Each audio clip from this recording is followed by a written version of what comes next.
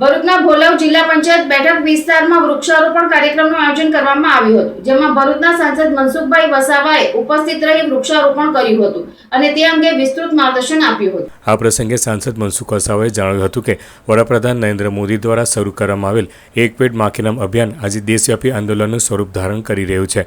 ગુજરાત સહિત દેશના વિવિધ રાજ્યોમાં લાખો લોકો પોતાની માતાના સન્માનમાં એક વૃક્ષ વાવી તેની જાળવણી કરવાનો સંકલ્પ લઈ રહ્યા છે। તેમણે જણાવ્યું હતું કે વૃક્ષો માત્ર પર્યાવરણનું સંતુલન જાળવવામાં મદદરૂપ નથી બનતા, પરંતુ માનવ જીવનના આરોગ્ય, વિકાસ અને ભવિષ્ય સાથે પણ સીધા જોડાયેલા છે।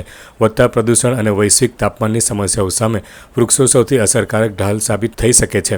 સાંસદ મનસુખ વસાવાએ ભરૂચ જિલ્લાના ઔદ્યોગિક વિકાસ અને તેના કારણે ઊભા થતા પર્યાવરણીય પડકારો અંગે પણ મહત્વપૂર્ણ નિવેદન આપ્યું હતું। તેમણે જણાવ્યું હતું કે ભરૂચ જિલ્લો રાજ્યનું એક અગ્રણી ઔદ્યોગિક કેન્દ્ર છે અને અહીં મોટી સંખ્યામાં ઉદ્યોગો કાર્યરત છે। ઔદ્યોગિક વિકાસ જરૂરી છે, પરંતુ તેની સાથે પર્યાવરણનું સંતુલન જાળવવું પણ એટલું જ મહત્વનું છે। ઉદ્યોગોના કારણે સર્જાતા પ્રદૂષણને નિયંત્રિત કરવા માટે વૃક્ષારોપણ સૌથી સરળ રસ્તો અને અસરકારક ઉપાય છે।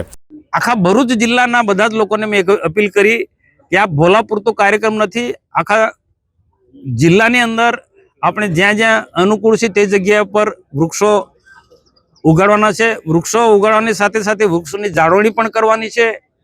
જે જૂના વૃક્ષો છે એને પણ જાળવે અને નવા પણ વૃક્ષો જાળવે। અને સાથે સાથે એ પણ મેં વાત કરી કે ભરૂચ જિલ્લો ઔદ્યોગિક ક્ષેત્રે ખૂબ મોટો જિલ્લો છે, અનેક પ્રકારના ઉદ્યોગો જે છે, વાતાવરણને પણ ઘણી વખત ઉદ્યોગોના કારણે